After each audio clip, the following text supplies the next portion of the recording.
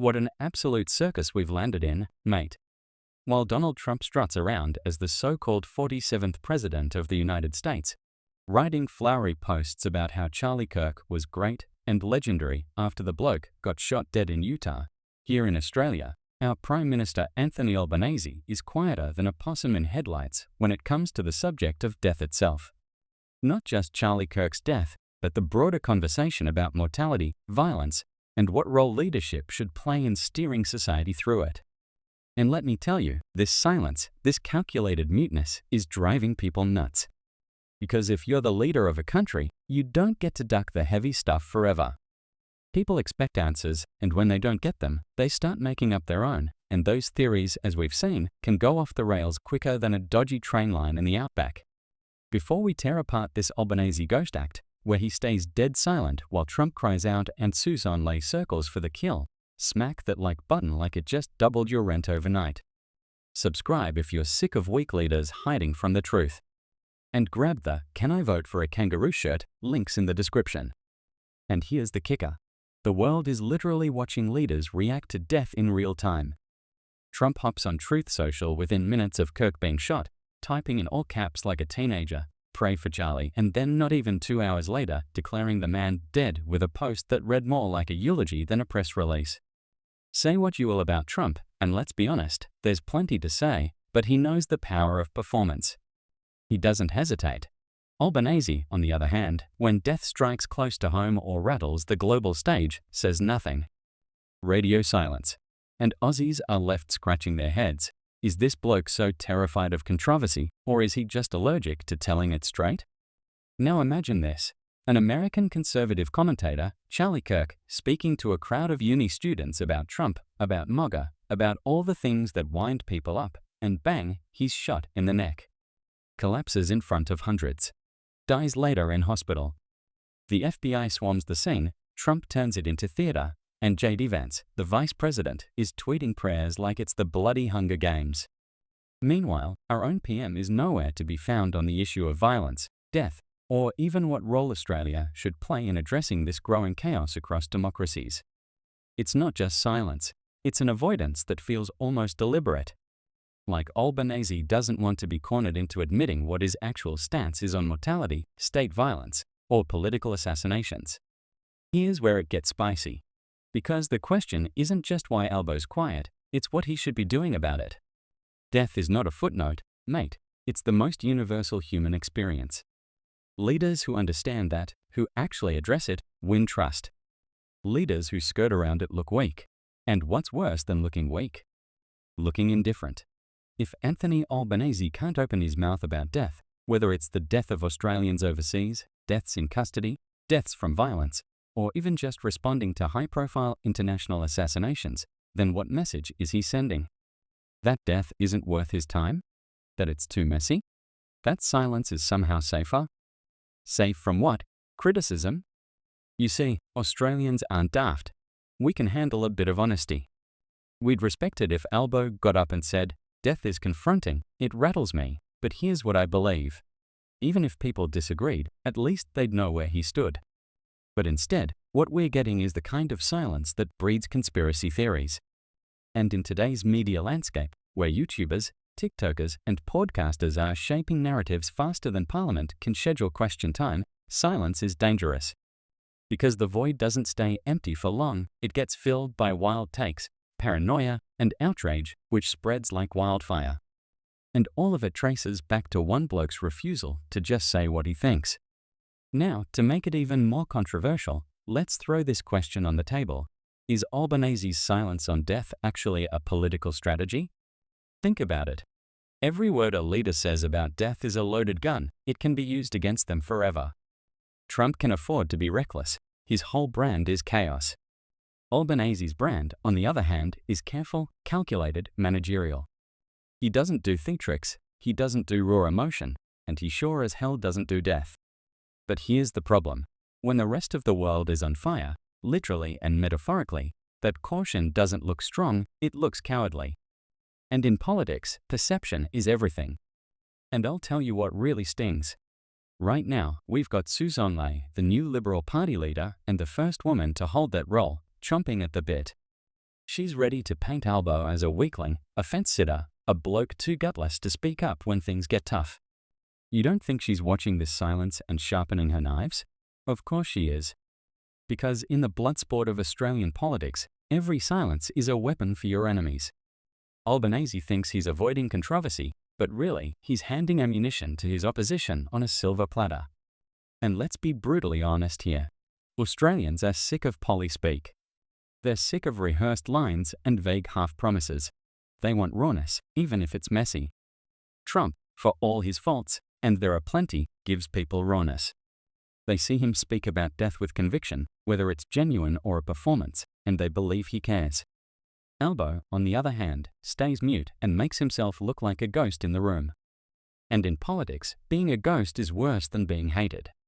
So, the question that lingers, the one that makes this whole saga so damn controversial, is this: what does Anthony Albanese really think about death? Does he fear it? Does he deny it? Or does he think it's politically safer to never acknowledge it? Whatever the truth is, his silence isn't neutral, it's deafening. And as the world becomes more dangerous, as political violence becomes more common, that silence is going to haunt him and maybe haunt the whole nation. Alright mate, let's keep rolling right from where we left off, because this yarn is just getting messier by the minute. So here's Albo, the Prime Minister of Australia, sitting tight-lipped while the world goes absolutely feral about the assassination of Charlie Kirk in Utah. America's in chaos, Trump's capitalizing on it with every keystroke, and back here in Oz, people are asking, what does this bloke actually believe when it comes to life, death, and the state's responsibility? And the fact he won't answer makes it feel like he's either hiding something or terrified of saying the wrong thing. But silence in politics doesn't protect you, it just paints a target on your back. Now think about this in human terms, not just politics. Death is the one thing that connects all of us. Doesn't matter if you're rich, poor, a farmer in Dubbo, or a corporate shark in Sydney, you're going to face it. Leaders who talk about it, even clumsily, earn respect because they show they're grappling with the same reality we all are. Leaders who dodge it look like robots. And I reckon that's how Albo's starting to look. A bloke who can talk endlessly about budgets, climate change targets, and infrastructure, but can't string a sentence together when it comes to the rawest human experience of all.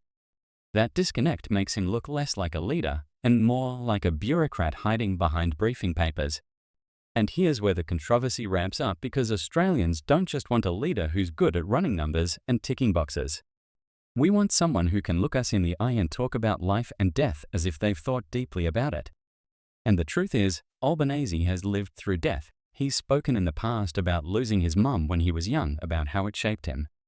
But that vulnerability never comes out now that he's in the lodge. Instead, it's buried under layers of political caution. Why? Because he's scared, mate. Scared that if he opens up, the media will pick his words apart. Scared that opponents like Suzanne Ley will paint him as weak. Scared that he'll lose control of the narrative. But here's the twist. By saying nothing, he's already lost control. Let's draw the comparison even sharper. Trump hears Charlie Kirk's been shot, and within minutes he's bashing out posts in caps lock, declaring Kirk a legend and begging America to pray. Now sure, it's performative, it's theatrical, it's probably scripted by his inner circle, but it lands. People feel it. Trump understands that politics is theater, and death is the biggest stage of all. Albanese, on the other hand, treats politics like accounting. Numbers, stats, carefully worded statements. But you can't reduce death to statistics, mate. You can't hide it in a spreadsheet. Death demands something raw. And if you can't deliver that rawness, people stop believing you've got to pulse yourself.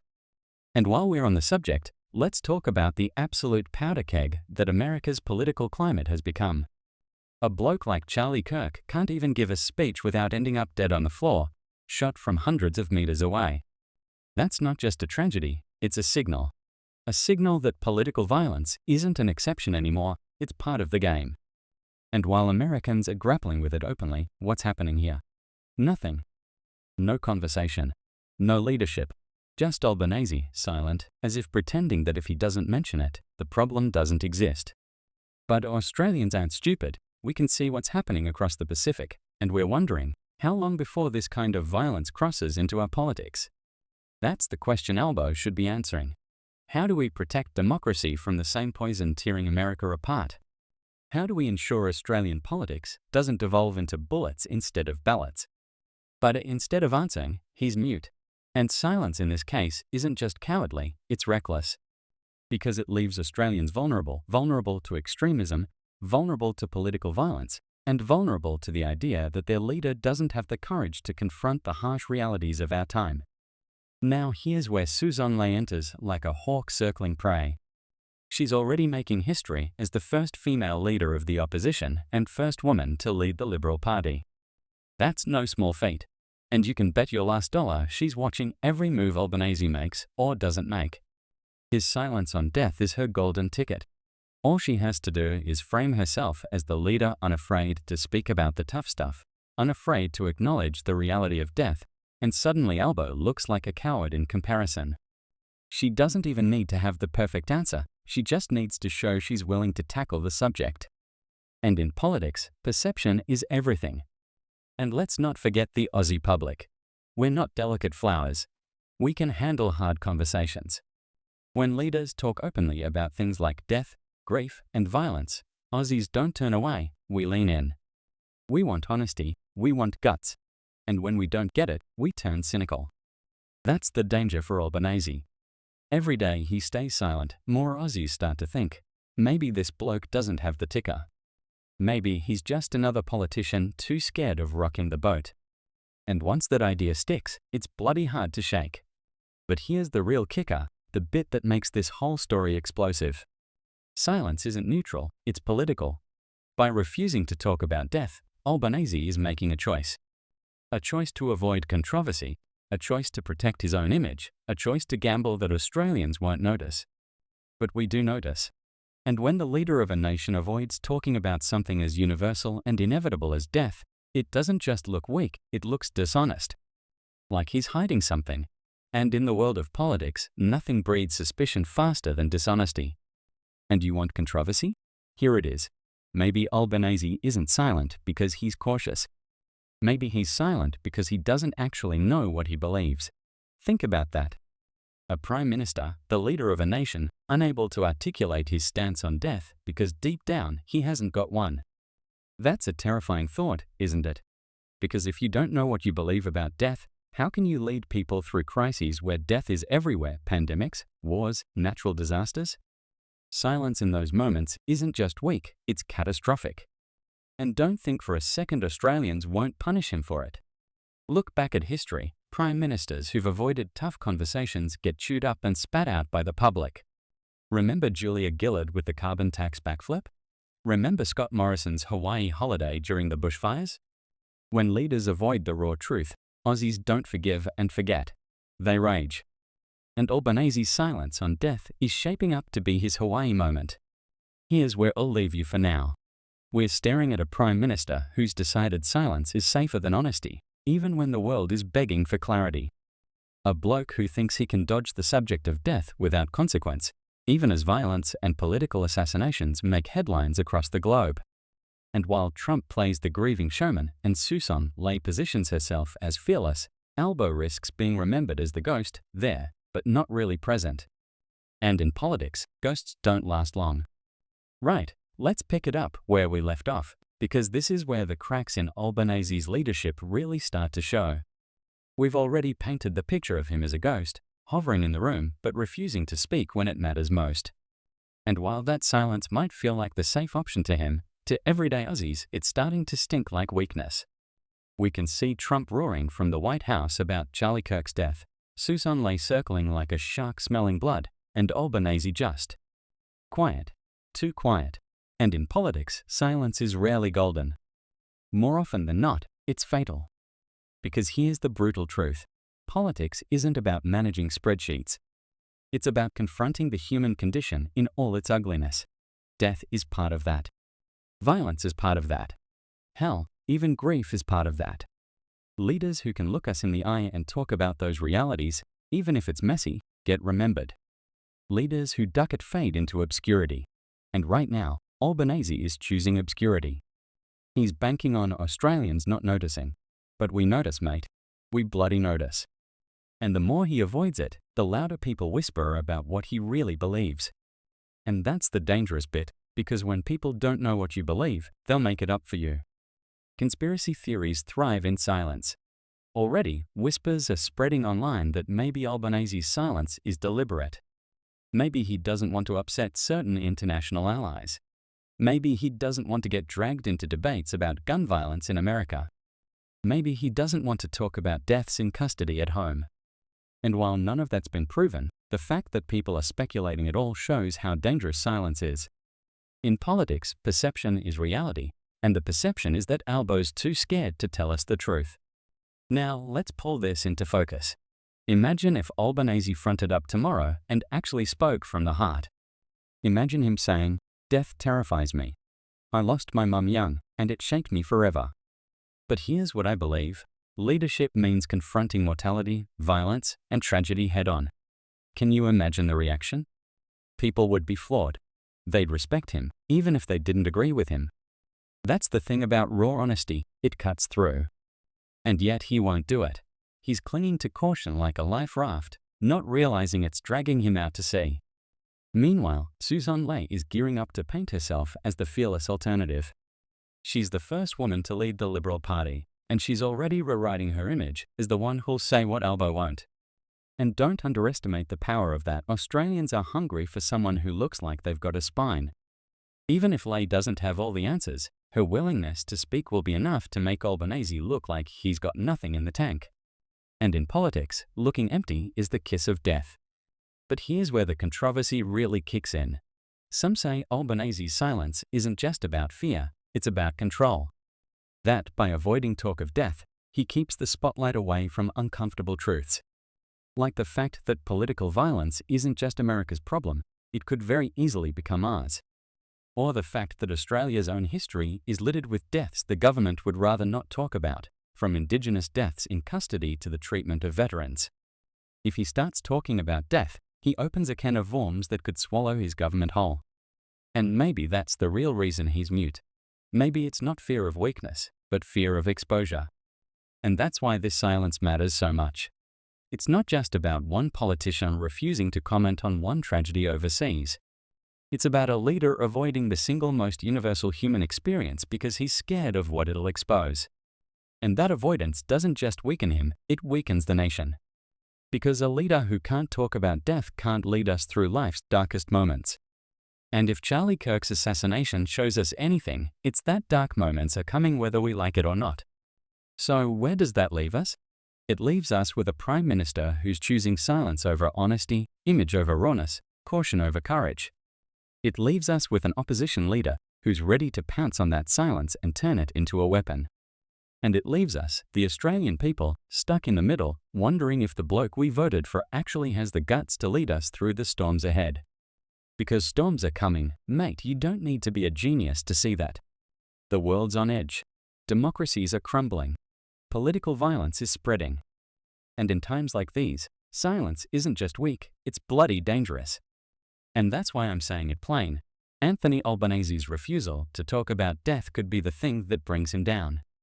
Not a scandal, not a budget blowout, not even a leadership spill, but his own silence. Because silence creates a vacuum. And in politics, a vacuum never stays empty for long. It gets filled by louder voices, by bolder characters, by people willing to take risks. And right now, those louder voices belong to Donald Trump, to Suzanne Ley, to anyone willing to say the uncomfortable truths Albo won't touch. So, to wrap this whole saga up, here's the reality check. Death isn't going away. Violence isn't going away. Political assassinations, pandemics, disasters, they're part of the world we live in now. And Australians deserve a leader who can face that reality head-on. Not someone who hides behind silence, not someone who thinks avoidance is strategy. Because in the end, silence doesn't protect you. It destroys you. And if Albanese doesn't learn that lesson soon, he'll go down not as the bloke who led Australia through tough times, but as the ghost who said nothing when it mattered most. See you in the next one, and don't forget to slap that like button like it just sold off your local hospital to pay for another overseas junket. Oi, and if you're really fired up, grab the "Can I vote for a kangaroo" shirt. Wear it to the next rate hike meeting, the next protest, Or just your local cafe when you're forking out $9 for a flat white while wondering why your tax dollars are fixing someone else's country instead of ours. Stay loud, stay awake, and never stop fighting for the Australia we bloody deserve.